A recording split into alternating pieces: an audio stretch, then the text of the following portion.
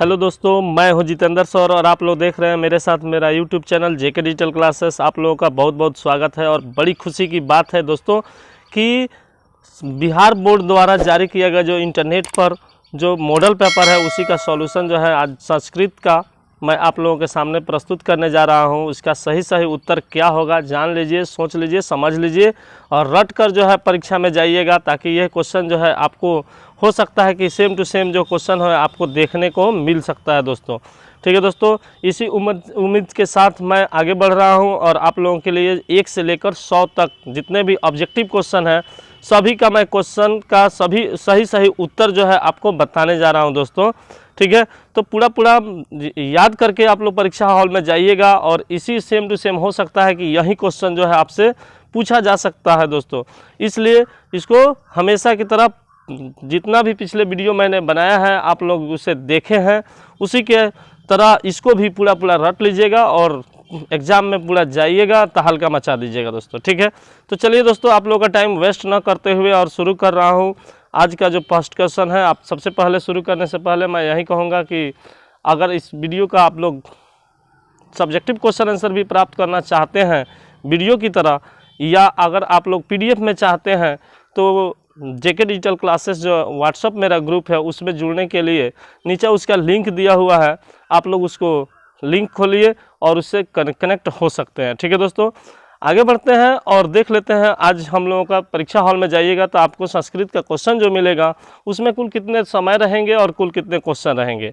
ठीक है, तो समय आपको 3 घंटे 15 मिनट का दिया जाएगा और टोटल क्वेश्चन जो है आपको 105 क्वेश्चन रहेंगे, जिसमें से आपको 100 जो क्वेश्चन होंगे वे ऑब्जेक्टिव होंगे। उसमें से मात्र आपको 50 का ही OMR शीट पर आंसर देना होगा। ठीक है, और उसके बाद जो है 5 क्वेश्चन रहेंगे उसका जो सब्जेक्टिव रहेगा। ठीक है, और उसमें से आपको क्वेश्चन का आंसर जो है लिखित रूप में देना होगा। ठीक है दोस्तों, तो चलिए हम फटाफट देख लेते हैं जो ऑब्जेक्टिव 100 क्वेश्चन आएंगे वे कैसे आएंगे, और हो सकता है सेम टू सेम यही क्वेश्चन जो है आपको देखने को मिल जाएगा। ठीक है, तो संस्कृत का जो क्वेश्चन आ रहा है जो फर्स्ट क्वेश्चन है वो देखते हैं क्या आता है क्वेश्चन।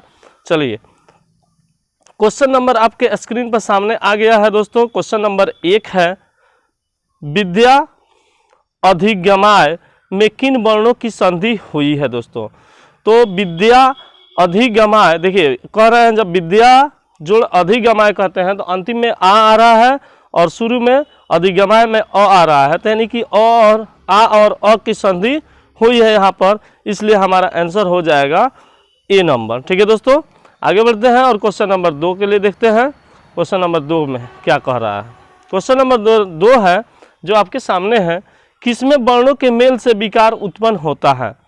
तो देखिएगा दोस्तों, समास में 2 शब्द आपस में मिल जाते हैं कोई विकार उत्पन्न नहीं होता है, संयोग में भी कोई अंतर नहीं होता है, स्वर्ण में भी कोई अंतर नहीं होता है। तो वर्णों का मेल में से विकार किस में उत्पन्न होता है, तो संधि में। आप लोगों को याद होगा कि संधि में वर्णों के मेल से विकार उत्पन्न होता है, इसलिए आंसर इसका हो जाएगा B नंबर। ठीक है दोस्तों, आगे बढ़ते हैं और क्वेश्चन नंबर 3 जो है आपके सामने है, संस्कृत लेखिका का विग्रह क्या होगा। संस्कृत लेखिका का विग्रह क्या होगा, तो देखिएगा संस्कृत लेखिका जो संस्कृत लिखती है उसी को संस्कृत लेखिका कहा जाता है, तो यहाँ पर हमारा आंसर हो जाएगा C नंबर, संस्कृतस्य लेखिका, संस्कृत की लेखिका। ठीक है, समझ में आ गया होगा। आगे बढ़ते हैं, क्वेश्चन नंबर देखते हैं 4, वैदिकम च तत युगम का समस्त पद क्या होगा। ठीक है, क्वेश्चन नंबर 4 में पूछ रहा है वैदिकम च तथा युगम का समस्त पद जो होगा क्या होगा, तो इसका आंसर आपको हो जाएगा D नंबर, वैदिक युगम। वैदिक युगम यानी कि आंसर D जो है आपका सही आंसर हो जाएगा। ठीक है, आगे बढ़ते हैं और क्वेश्चन नंबर अगला क्या है, पूछा है क्वेश्चन नंबर 5 में संस्कृत में कितने कारक होते हैं। तो दोस्तों संस्कृत में आप लोगों को पता होगा कि संस्कृत में कुल मुख्य रूप से जो है 6 कारक होते हैं। ठीक है, तो यहाँ पर आंसर हो जाएगा हमारा A नंबर यानी कि 6। ठीक है, आगे बढ़िए और क्वेश्चन नंबर 6 नंबर देखते हैं क्या है। क्वेश्चन नंबर 6 में है जो आपके स्क्रीन पर सामने है, सप्तमी विभक्ति के अर्थ में किस कारक का प्रयोग होता है। सप्तमी विभक्ति के अर्थ में किस कारक का प्रयोग होता है दोस्तों, तो इसका सीधा आंसर हो जाएगा क्वेश्चन नंबर, आंसर जो है B, अधिकरण कारण। ठीक है, अधिकरण कारक का प्रयोग होता है सप्तमी विभक्ति के अर्थ में। ठीक है, आगे बढ़ते हैं और क्वेश्चन नंबर देख लेते हैं 7 दुर्योधन में उपसर्ग क्या है? दुर्योधन में उपसर्ग जो है पूछा गया है क्या है?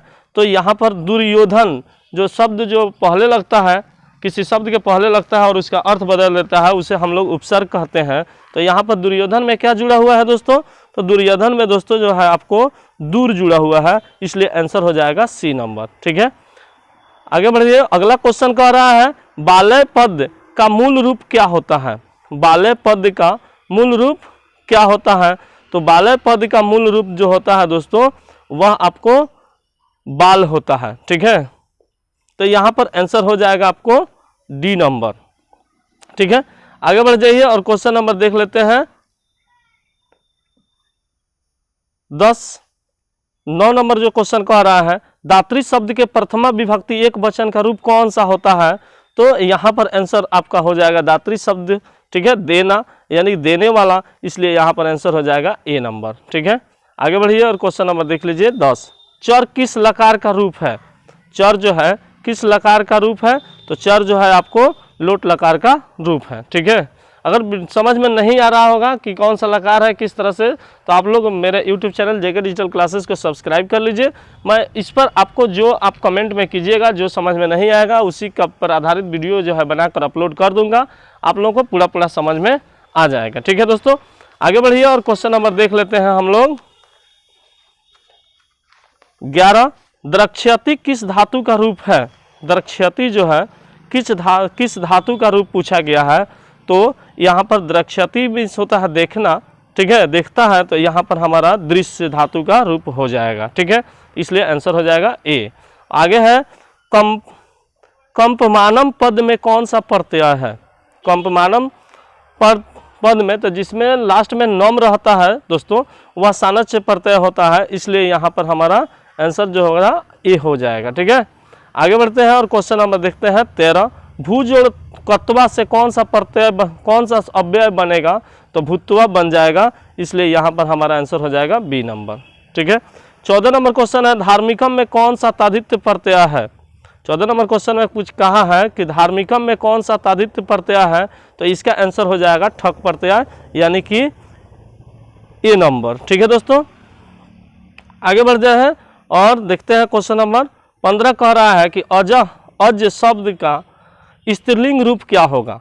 तो अज मीन्स ठीक है, अज शब्द का स्त्रीलिंग जो होता है वो क्या हो जाएगा?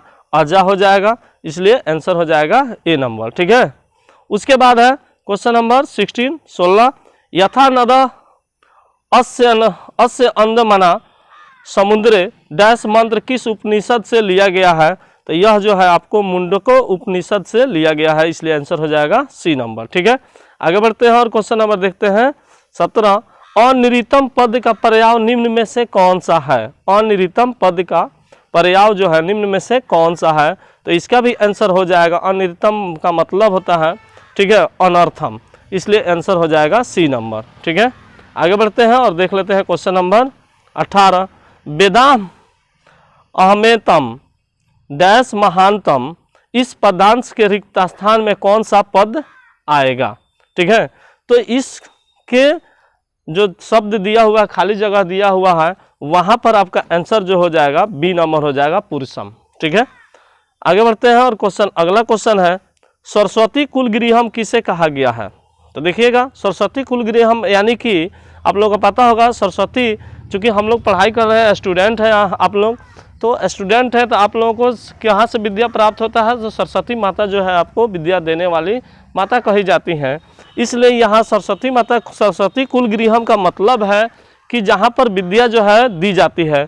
तो विद्या किसे कहाँ पर मिलता है? बिहार में सबसे ज़्यादा जो है बिहार के बच्चे जो है कहाँ पर पढ़ने के लिए जाते हैं? तो आप लोगों को पता ही होगा कि कहाँ पर जाते हैं, नहीं पता है तो देख लीजिए, इसका आंसर हो जाएगा सी नंबर पाटलिपुत्र।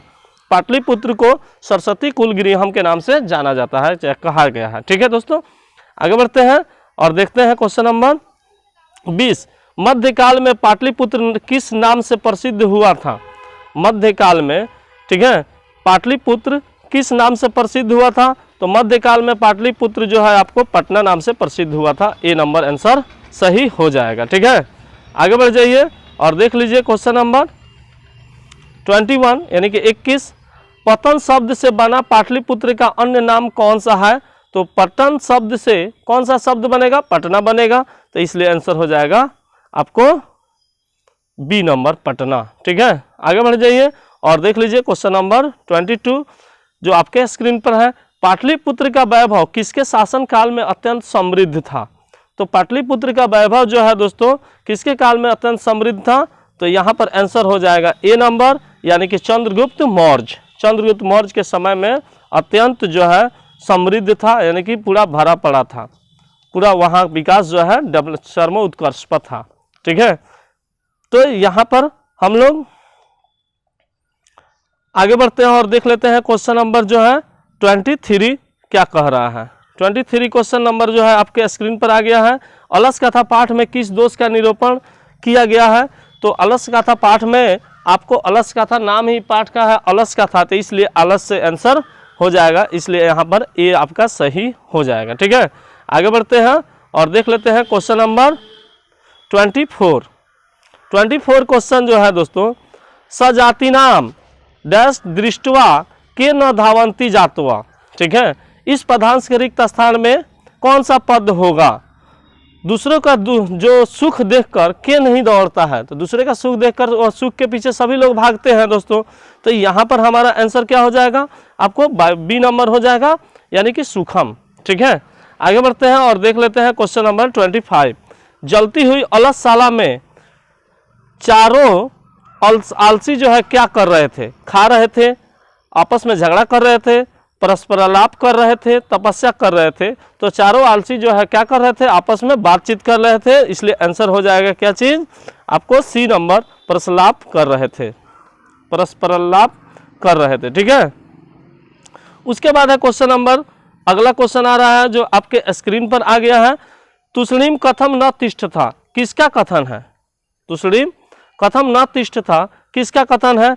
तो यहाँ पर दूसरे आलसी का नहीं है, पहले आलसी का नहीं है, चौथे आलसी का है। ठीक है, इसलिए आंसर हो जाएगा इसका सी नंबर, चौथे आलसी का। ठीक है, आगे बढ़िए और अगला क्वेश्चन आपके स्क्रीन पर आ रहा है। दर्शन शास्त्र में किसकी रुचि थी?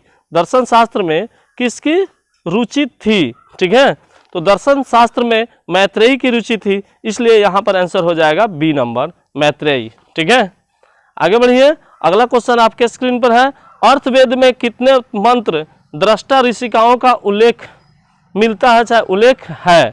ठीक है, तो इसका आंसर आपको हो जाएगा 5। अर्थवेद में कितने मंत्र दृष्टा ऋषिकाओं का उल्लेख है? तो 5 का है, इसलिए आंसर ए हो जाएगा, आपका सही जवाब हो जाएगा। ठीक है दोस्तों, आगे बढ़ते हैं और अगला देखते हैं। क्वेश्चन नंबर 29 आ गया है आपके स्क्रीन पर। निम्नलिखित में गंगा देवी की रचना कौन सी है? ठीक है, निम्नलिखित में गंगा देवी की रचना कौन सी है? तो देख लेते हैं, यहाँ दिया हुआ है फर्स्ट ऑप्शन में आपको शंकर रचितम, मधुरा विजयम, वरदाम्बिकाम परिणय और कथा मुक्तावली। ठीक है, कथा मुक्तावली। तो यहाँ पर आपका आंसर क्या हो जाएगा? तो बी नंबर हो जाएगा। ठीक है, जो कि मधुरा विजयम जो है लिखी थी गंगा देवी। ठीक है, तो आगे बढ़ते हैं और अगला क्वेश्चन देखिए क्या कह रहा है। कंपन राय की रानी का क्या नाम था? कंपन राय की रानी का क्या नाम था? तो कंपन राय की रानी का नाम था गंगा देवी, इसलिए आंसर हो जाएगा सी नंबर। ठीक है, आगे बढ़ जाइए और देखिए अगला क्वेश्चन। सूर्या पद में कौन सा स्त्री प्रत्यय है? सूर्या पद में कौन सा स्त्री प्रत्यय है? तो सूर्या पद में आपको आप पढ़े होंगे तो याद होगा कि इसमें आपको बी यानी कि चाप जो है स्त्री प्रत्यय है। ठीक है, आगे बढ़िए और देख लीजिए क्वेश्चन नंबर 32। किम जोड़ तहसील से कौन सा अव्यय बनेगा? ठीक है, किम जोड़ तहसील से कौन सा अव्यय बनेगा? तो यहाँ पर आपका आंसर हो जाएगा बी नंबर, कुतः। ठीक है, आगे बढ़िए और अगला क्वेश्चन है 33। कर्णियम पद में कौन सा प्रत्यय है? कर्णियम पद में पूछा गया है दोस्तों कि कर्णियम पद में कौन सा प्रत्यय है। ठीक है, तो कर्णियम प्रत्यय में यहाँ पर यम जुड़ा हुआ है लास्ट में, तो इसलिए यम हम लोग शॉर्टकट वीडियो से अगर नहीं देखे होंगे तो आप लोग देख सकते हैं। ठीक है, उसको भी आप लोग अगर कहिएगा तो मैं अपलोड कर दूंगा। इसका जो प्रत्यय का पूरा मेरे पास एक पूरा उसका व्याख्या सहित कि किसके लास्ट में क्या होगा तो कौन सा प्रत्यय होगा, आपको देखने को मिल जाएगा उस वीडियो में। ठीक है दोस्तों, तो यहाँ पर करणीयम जो शब्द दिया हुआ है उसके अनुसार यहाँ पर तबियत प्रत्यय जो है वहाँ जुड़ा हुआ है, करणीयम में तबियत प्रत्यय जो है जुड़ा हुआ है। ठीक है, तो इसलिए आंसर हो जाएगा आपको ए नंबर। ठीक है, आगे बढ़िए और देख लीजिए क्वेश्चन नंबर 34। ठीक है, 34 क्वेश्चन क्या कह रहा है, तो 34 क्वेश्चन कह रहा है धाव धातु के विधि लिंग लकार प्रथम पुरुष एक वचन का रूप कौन सा होगा, तो धावती, धावतु, धावेवु, धावेत। ठीक है, तो यहाँ पर आंसर हो जाएगा आपको जो डी नंबर ऑप्शन है धावेत, वह सही होगा, धावेत। ठीक है, आगे बढ़ जाइए और क्वेश्चन नंबर देख लीजिए 35। भूपति शब्द का रूप किसके समान चलता है, तो भूपति शब्द का रूप जो है दोस्तों पति के समान चलता है, इसलिए यहाँ पर ए हो जाएगा। अगर आपको बहुत सारे आप लोग शब्द रूप याद किए होंगे जैसे बालक का, ठीक है, मुनि का, पति का, इस तरह से बहुत सारे, तो पति के अनुसार जो है भूपति शब्द का शब्द रूप जो है चलता है, यहाँ पर देख सकते हैं। ठीक है, आगे बढ़िए और अगला क्वेश्चन आ रहा है 36 नंबर। किस पद में अधि उपसर्ग नहीं है, तो अध्ययनम, अध्यक्षा, अधिगमम, अधर्म। तो देखिएगा अध्ययनम में अधि जोड़ अन्यम होता है, अध्यक्षा में अधि जोड़ अक्षा होता है, अधिगम में अधि तो सीधा दिख रहा है कि उपसर्ग जुड़ा हुआ है, लेकिन अधर्म में अध नहीं, ऐसा नहीं होता है, इसलिए आंसर हो जाएगा 36 का आपको डी नंबर। ठीक है, तो आगे बढ़ते हैं और क्वेश्चन नंबर देखते हैं। अगला क्वेश्चन 37 नंबर क्वेश्चन कह रहा है धिक अव्यय के योग में कौन सी विभक्ति होती है। ठीक है, जो 37 नंबर क्वेश्चन है वह कह रहा है कि धिक अव्यय के योग में कौन सी विभक्ति होती है, तो यहाँ पर आंसर हो जाएगा धिक अव्यय के योग में कौन सी विभक्ति होती है दोस्तों, तो पंचमी विभक्ति होती है, इसलिए आंसर हो जाएगा आपको डी नंबर। ठीक है, अगला क्वेश्चन हमारा आपके स्क्रीन पर है कविसु कालिदास श्रेष्ठ, कविसु कालिदास श्रेष्ठ वाक्य में कविसु पद में किस सूत्र से सप्तमी विभक्ति जो है हुई है, सप्तमी विभक्ति किस सूत्र से हुई है, तो यहाँ पर आपको आंसर हो जाएगा यत्सच निर्धारणम सूत्र से, यानी कि ऑप्शन सी जो है आपका राइट जवाब हो जाएगा। ठीक है, और सी आपका सही हो जाएगा, यत्सच निर्धारणम सूत्र से आपको कविसु कालिदास श्रेष्ठ कविसु पद जो है सूत्रित किया गया है, जिसमें सप्तमी विभक्ति लगाया गया है। ठीक है, आपको समझ में आ गया होगा। आगे बढ़िए और अगला क्वेश्चन जो है 39 जो है आपके स्क्रीन पर है किसमें अव्ययी भाव समास नहीं है, किसमें अव्ययी भाव समास नहीं है, सशरीरम, लंबोदरा, निर्बाधम, ठीक है, और प्रतिदिनम। तो यहाँ पर आपको अव्ययी भाव समास का मतलब क्या होता है जो, ठीक है, तो अव्ययी भाव का मतलब तो समझ रहे होंगे। ठीक है,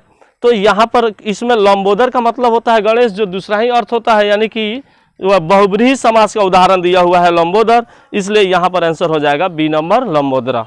ठीक है, आगे बढ़िए और अगला क्वेश्चन है दोस्तों जो 40 नंबर क्वेश्चन है। ठीक है, आपके स्क्रीन पर सामने आ गया होगा, चलिए नहीं आया है तो मैं उसे लाने का प्रयास कर रहा हूँ। यहाँ देखिए 40 नंबर आपके स्क्रीन पर आ गया है सामने, किसमें विग्रह होता है, किसमें विग्रह होता है, तो आप लोगों को तो पता ही है कि समास में विग्रह होता है, इसलिए हमारा आंसर हो जाएगा ए नंबर, समास में विग्रह होता है। ठीक है, आगे बढ़िए और क्वेश्चन नंबर 41 देख लीजिए आपके स्क्रीन पर है सामने, पाठे अस्मिन किस संधि का उदाहरण है, पाठे अस्मिन किस संधि का उदाहरण है दोस्तों, पूछा गया है क्वेश्चन कि पाठे अस्मिन किस संधि का उदाहरण है, तो इसका आंसर हो जाएगा पाठे अस्मिन, यह जो है व्यंजन संधि का उदाहरण है, इसलिए आंसर ए हो जाएगा।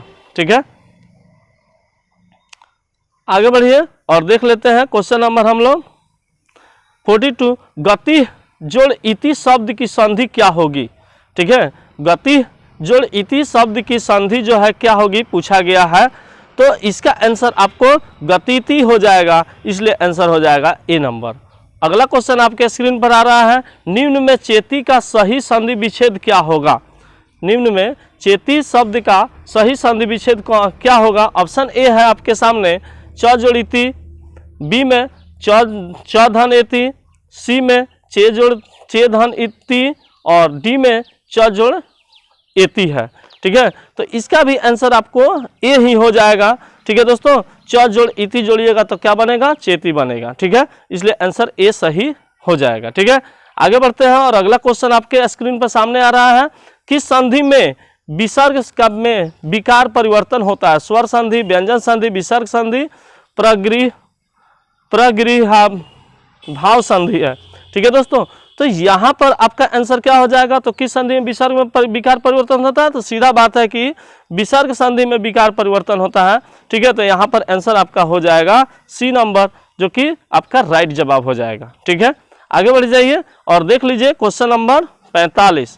किस समास में उभय पद प्रधान होते हैं, किस समास में उभय पद प्रधान होते हैं, तो सीधा सी बात है अव्ययी भाव, कर्मधार, द्वंद्व और द्विगु दिया हुआ है आपके ऑप्शन में। ठीक है, तो यहाँ पर आपको आंसर हो जाएगा आपको द्वंद्व समास, जिसमें आपको उभय पद जो है, दोनों पद जो होते हैं क्या होते हैं, प्रधान। उभय पद का मतलब होता है दोनों पद। ठीक है दोस्तों, तो जिस समास में दोनों पद प्रधान होते होंगे आपको तो पता होगा कि उसे द्वंद्व समास कहते हैं, इसलिए यहाँ पर आपका आंसर हो जाएगा सी नंबर। ठीक है, आगे बढ़िए और अगला क्वेश्चन आपके सामने है, करण कारक विधायक सूत्र निम्न में कौन सा है। ठीक है, साधकम करणम, कर्तिकरणयोः तृतीया, अपवर्गे तृतीया, सहयुक्ते प्रधाने, सहयुक्ते प्रधाने। यहाँ पर दिया हुआ है 4 ऑप्शन आपको, 4 ऑप्शन में से आपसे पूछ दिया गया है, क्या पूछा गया, करण कारक विधायक सूत्र के निम्न में से कौन सा है। तो यहाँ पर आपका आंसर हो जाएगा साधकम करणम, यानी कि ए नंबर आपका सही हो जाएगा। ठीक है दोस्तों, आगे बढ़िए और अगला क्वेश्चन आपके स्क्रीन पर, भारत महिमा पाठ कहाँ से उद्भवत है, मैंने कहाँ से लिया गया है। ठीक है, तो यहाँ पर आपका ऑप्शन जो है सामने है, रामायण, पुराण, महाभारत, भगवत गीता। तो यहाँ पर आपका आंसर जो हो जाएगा क्या दोस्तों, तो पुराण से लिया गया है, इसलिए आंसर आपका बी नंबर सही हो जाएगा। ठीक है, आगे बढ़िए और अगला क्वेश्चन आपके सामने आ रहा है 48 अपागा, अपागा का अर्थ क्या होता है, आपगा का अर्थ क्या होता है पूछा गया है दोस्तों क्वेश्चन नंबर 48 में। तो इसका आंसर हो जाएगा आपको अपागा मतलब होता है नदी। ठीक है, तो यहाँ पर आंसर हो जाएगा बी, हमारा सही आपका राइट जवाब हो जाएगा। ठीक है, आगे बढ़ जाइए और क्वेश्चन नंबर देख लेते हैं 49। धर्म जाति प्रभेदे इह डैश वहंत वसंती, रिक्त स्थान को उचित पद से भरना है, जिसमें आपको 4 ऑप्शन दिया गया है दोस्तों। ठीक है, तो यहाँ पर हमारा आंसर क्या हो जाएगा, तो एकत्व भावम, सभी धर्म के लोग जो हैं अपने अपने धर्म को आगे बढ़ाने के लिए एक भाव से, एक विचार से क्या करते हैं, उसको प्रचार प्रसार करते हैं, ताकि उनका धर्म जो है सभी धर्मों से, सब कोई चाहता है कि हमारा धर्म क्या हो, सभी धर्मों से आगे हो। तो एकत्व भावम से, एक भाव से सब कोई अपने तन मन धन से सब उसमें सहयोग करते हैं। तो यहाँ पर आंसर हो जाएगा आपको सी नंबर, एकत्व भावम। ठीक है, आगे बढ़ जाइए और अगला क्वेश्चन आ रहा है, क्वेश्चन नंबर जो है आपको 50। केशांत संस्कार किस संस्कार के अंतर्गत है, केशांत संस्कार किस संस्कार के अंतर्गत है दोस्तों, तो जो कि आपका क्वेश्चन पूछा गया है। ठीक है, तो इसका आंसर सीधा सीधा हो जाएगा आपको शैक्षणिक संस्कार के अंतर्गत आता है केशांत संस्कार, इसलिए आंसर हो जाएगा सी नंबर। ठीक है, आगे बढ़िए और अगला क्वेश्चन देखने से पहले मैं यही कहना चाहूँगा कि अभी तक अगर आपने मेरा चैनल यूट्यूब चैनल जेके डिजिटल क्लासेस सब्सक्राइब नहीं किया है तो ज़रूर से ज़रूर सब्सक्राइब कर लीजिए, ताकि मैं इसके बाद जो है, जैसे ही वीडियो ख़त्म होगा उसके बाद कल से सब्जेक्टिव जो है, इसके बाद जो है सब्जेक्टिव वीडियो जो है आपको इसी कोर्स का जो मॉडल क्वेश्चन पेपर है उसी का आंसर जो है आपको मिलना शुरू हो जाएगा। तो अगर सब्सक्राइब करके रखे रहिएगा, सब्सक्राइब कर लीजिए और उसके साथ बने रहिए। जैसे ही मैं अपलोड करूंगा सब्जेक्टिव वीडियो आप लोगों को मैथ का, साइंस का, संस्कृत का, हिंदी का, ठीक है, तो उसको आपको सबसे पहले नोटिफिकेशन प्राप्त हो जाएगा। और यूट्यूब का दोस्तों आप जैसा कि जानते हैं कि यूट्यूब का नियम है कि अगर आप सब्सक्राइब किए हैं, नोटिफिकेशन बेल आइकन दबाए हैं, नोटिफिकेशन ऑन है आपका, तो सबसे पहले आपके पास नोटिफिकेशन चला जाएगा। ठीक है, तो इसलिए मैं कहना चाहूँगा कि आप लोग मेरा यूट्यूब चैनल जो है सब्सक्राइब करके मेरे साथ बने रहिए और देखते रहिए जेके डिजिटल क्लासेस। ठीक है दोस्तों, ताकि आपको हर अपडेट जो है परीक्षा से संबंधित जो है हर अपडेट मिलता रहे और आप लोग परीक्षा में धमाल मचाते रहें। ठीक है दोस्तों, आगे बढ़ते हैं और अगला क्वेश्चन आपके सामने आ रहा है, क्वेश्चन नंबर 51 यानी कि 51। शिष्य वेदारंभ कहाँ करते हैं, तो शिष्य वेदारंभ कोई भी बच्चे जो हैं कहाँ पढ़ते हैं बस दोस्तों, तो कहाँ पढ़ेंगे, आप ही पढ़ते हैं तो कहीं ना कहीं किसी न किसी विद्यालय में पढ़ते हैं। ठीक है, तो यहाँ पर पूछा गया है कि शिष्य वेदारंभ कहाँ करते हैं, तो गुरुगृह में, पितृगृह में, देवालय में, नगर में। तो पिता के घर में तो पढ़ते नहीं हैं, देवालय में सब कोई जाता है पूजा करने, नगर में है तो नगर में तो नगर है बसा हुआ है, जहाँ पर लोग काफ़ी भीड़ जमा होता है, तो वहाँ पर कोई पढ़ने के लिए जाता नहीं है, तो गुरुगृह यानी कि शिक्षक के घर में लोग जो है जाकर पढ़ते हैं, इसलिए आंसर हो जाएगा ए नंबर। ठीक है, आगे बढ़ जाइए और अगला क्वेश्चन आ रहा है आपको 52, किस संस्कार का मुख्य कर्म गोदान है। ठीक है, किस संस्कार का मुख्य कर्म जो है गोदान है, तो यहाँ पर आपका आंसर क्या हो जाएगा कि आपको केशांत संस्कार। ठीक है दोस्तों, तो आंसर हो जाएगा बी नंबर। आगे बढ़िए और अगला है 53 यानी कि 53 नंबर क्वेश्चन, किस संस्कार के अंतर्गत जात कर्म संस्कार किया जाता है दोस्तों, तो यहाँ पर आपको 53 का आंसर हो जाएगा सी नंबर, जन्म पूर्व, जन्म से पूर्व जो है जो संस्कार किया जाता है वह जात कर्म संस्कार किया जाता है। ठीक है, तो उसके बाद अगला क्वेश्चन आपके सामने आ रहा है जो कि क्वेश्चन नंबर 54 है, कौन अविश्वासी पर विश्वास करता है।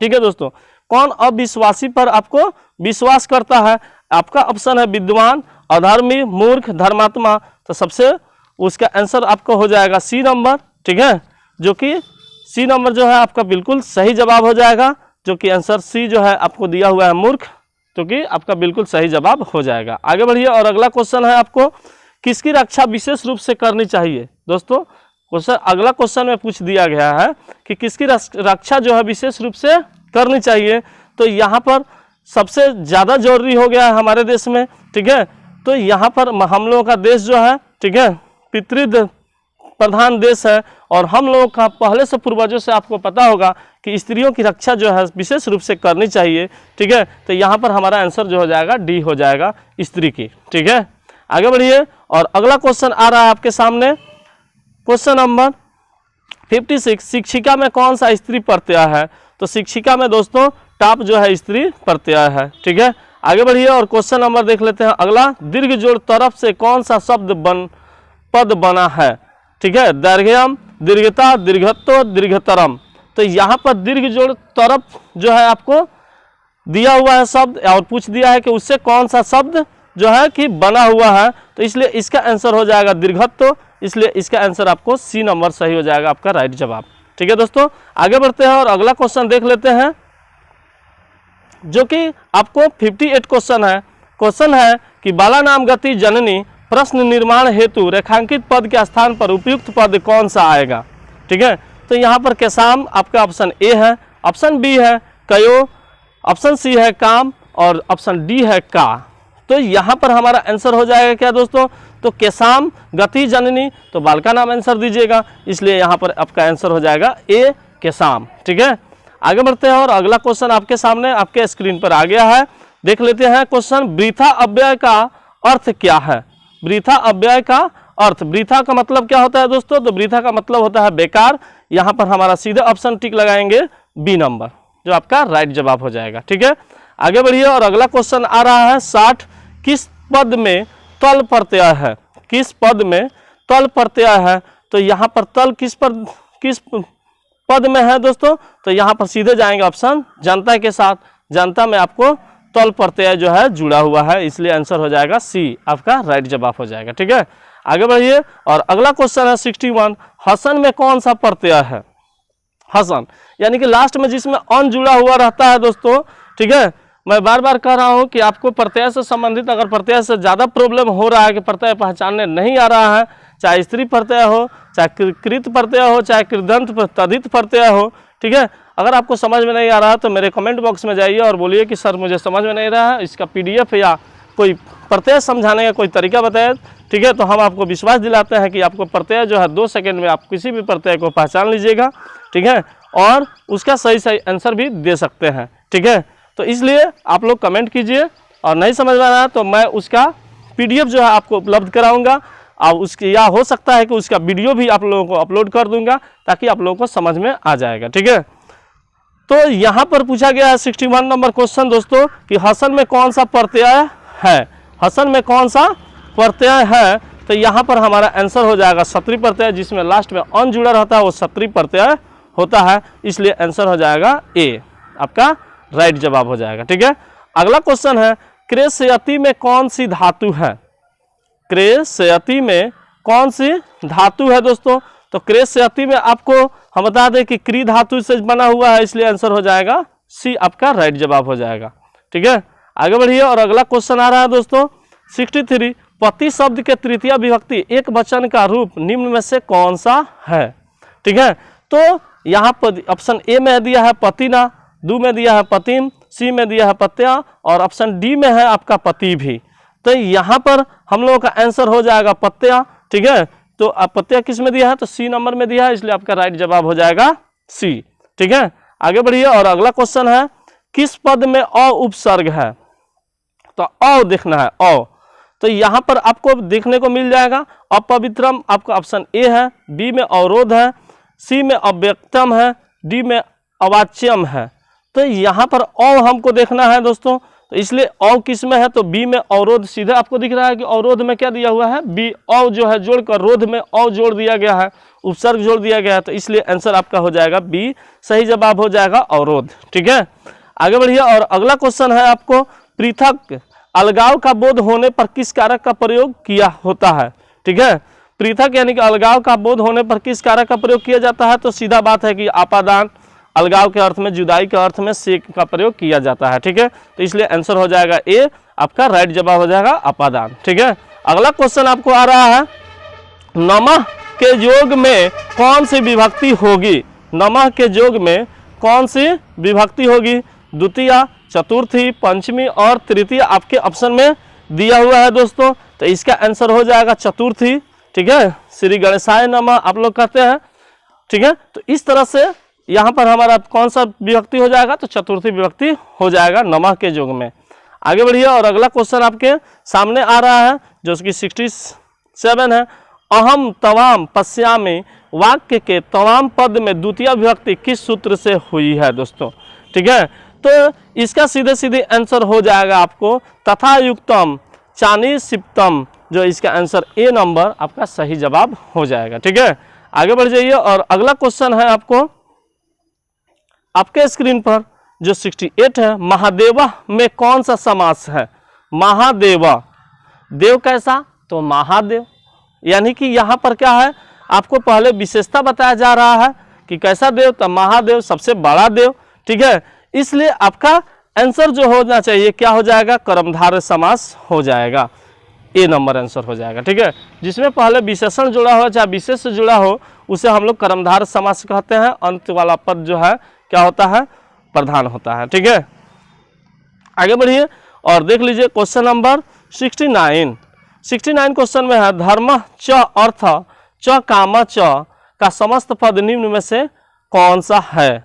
तो यहाँ पर सीधा सीधी हम लोग का आंसर क्या हो जाएगा दोस्तों, तो यहाँ पर सीधा सीधी आंसर हो जाएगा सी नंबर आंसर, यानी कि धर्मा अर्थ कामो, यानी कि ऑप्शन सी आपका बिल्कुल सही जवाब हो जाएगा। ठीक है, अगला देखते हैं और अगला क्वेश्चन नंबर हमारा आ रहा है 70 नंबर क्वेश्चन जो है क्या कर रहा है, खेलन रत्न में कौन सा समास है। तो इसका आंसर सीधे हो जाएगा खेलन रत्न, खेलने में रत्न, यानी कि दोनों इसमें क्या है आपका पहले खेलने में रत्न, यानी कि आप लोग क्या के काम में, तो खेल रहे हैं और खेल में पूरा तरह से आप मग्न है, तो अंतिम वाला पद जो है प्रधान है, इसलिए इसका आंसर आपका सी नंबर हो जाएगा तत्पुरुष समास। ठीक है, आगे बढ़ जाइए और अगला क्वेश्चन है आपके किस पद में स्वर संधि हुई है। किस पद में स्वर संधि हुई है, तो निश्चितम पहले दिया है निश्चितम, उसमें क्या है स्वर संधि हुआ है, इसलिए आंसर आपका ए हो जाएगा। ठीक है, उसके बाद है क्वेश्चन नंबर 72, जो 72 क्वेश्चन है आपके स्क्रीन पर है, किन वर्णों के मेल से य बनता है। तो किन वर्णों के मेल से य बनता है, तो दोस्तों और ई जोड़ने पर क्या बनता है आपको, य बनता है, इसलिए आंसर हो जाएगा आपको ए नंबर। ठीक है, आगे बढ़ते हैं और अगला क्वेश्चन आ रहा है 73, दीर्घ संधि का उदाहरण निम्न में से कौन सा है। तो दीर्घ संधि का उदाहरण जो है आपको विद्या जोड़ लय आलय, यानी कि विद्यालय जो आप लोग कहते हैं, तो विद्या जोड़ आलय होता है ना, तो आ और आ मिला तो दीर्घ, वहाँ पर दीर्घ संधि जो है उदाहरण आपको देखने को मिल जाएगा, आ और आ जो है दीर्घ संधि है, दीर्घ स्वर्ग है। ठीक है, तो इसलिए आंसर हो जाएगा आपका ए नंबर राइट जवाब हो जाएगा। ठीक है, आगे बढ़िए और अगला क्वेश्चन आपके सामने आ गया है स्क्रीन पर 74 क्वेश्चन, यानी कि 74 नंबर क्वेश्चन कह रहा है कि भीखन टोला देखने के लिए कौन आए। दोस्तों अगर आप लोग पाठ पढ़े होंगे तो आप लोगों को तो पता ही होगा कि शिक्षक आए देखने, इसलिए हमारा आंसर क्या हो जाएगा, आपको आंसर ए हो जाएगा शिक्षक। ठीक है, तो आगे बढ़ते हैं और अगला क्वेश्चन है जो 75, लक्ष्मी संपत्ति किससे प्राप्त होती है? आलसी को, उद्यमी को, धर्मात्मा को, साधु को। तो जो उद्यमी व्यक्ति होते हैं उसको संपत्ति लक्ष्मी प्राप्त होती है, इसलिए आपका आंसर हो जाएगा बी नंबर, उद्यमी को। ठीक है, आगे बढ़िए और अगला क्वेश्चन है आपके सामने, अर्थाभाव।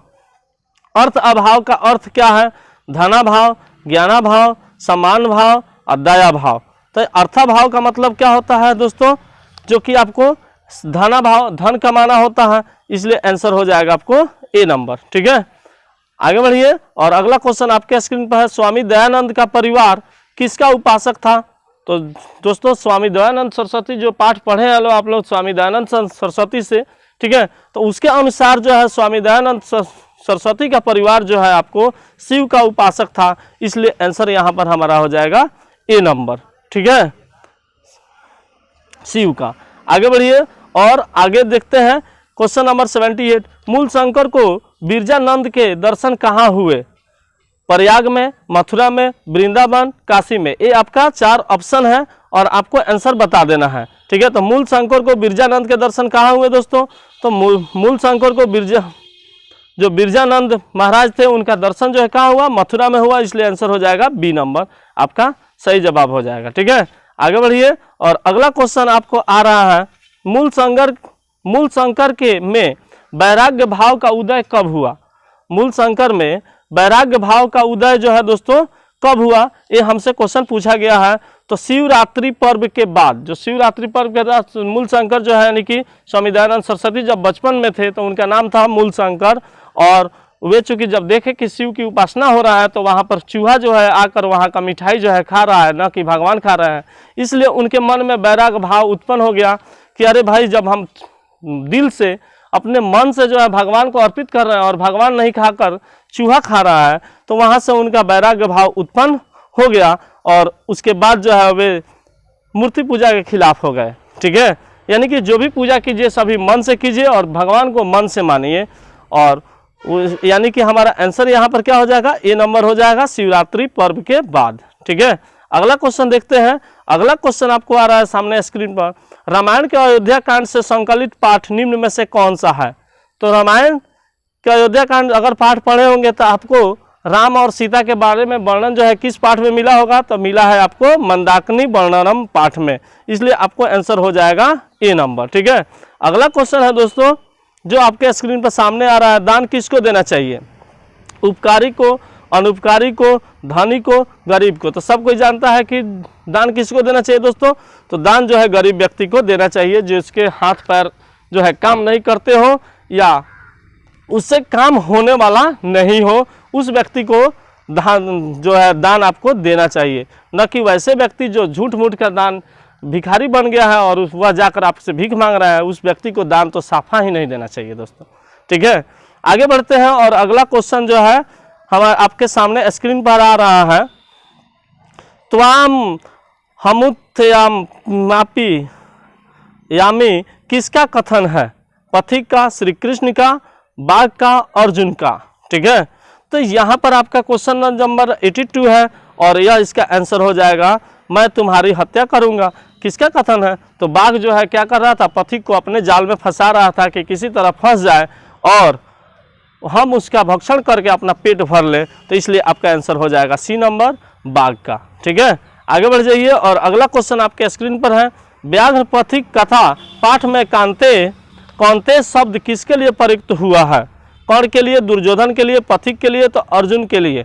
तो यहाँ पर सीधा सीधी बात है, व्याघ्र पथिक पाठ है तो उसमें दुर्योधन, अर्जुन और कौन का तो नामो निशान ही नहीं है, इसलिए हमारा आंसर क्या हो जाएगा? सी नंबर ऑप्शन सही के साथ हम चले जाएंगे, सही एकदम बिल्कुल सही हो जाएगा, पथिक के लिए यूज हुआ है। ठीक है, अगला क्वेश्चन आपको सामने स्क्रीन पर आ रहा है दोस्तों,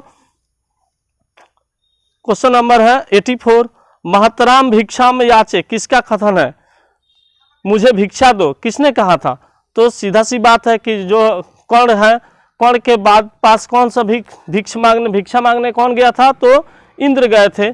किस भेष में गए थे? तो पंडित के भेष में, ब्राह्मण के भेष में गए थे। तो यहाँ शक्र माने इंद्र होता है, यानी कि यहाँ पर आंसर आपका हो जाएगा बी नंबर। ठीक है दोस्तों, आगे बढ़िए और अगला क्वेश्चन आपके सामने है कि 85 सर्प की जिह्वा के समान चंचल क्या होता है? सर्प की जिह्वा के समान चंचल क्या होता है? ऑप्शन ए है राजलक्ष्मी, बी है राज्य पराक्रम और डी है विद्या। तो आप सीधा सीधे आंसर इसका हो जाएगा ए नंबर, राजलक्ष्मी जो है, राजलक्ष्मी सर्प के जिह्वा के समान चंचल होता है। ठीक है, आगे बढ़िए और अगला क्वेश्चन है आपको 86 कर्णस्य दान वीरता पाठ कहाँ से उद्धृत है? कर्णस्य दान वीरता पाठ जो है कहाँ से लिया गया है? कर्णभारम, स्वप्नवासदत्तम, अभिज्ञान शाकुंतलम, प्रतिमा नाटकम।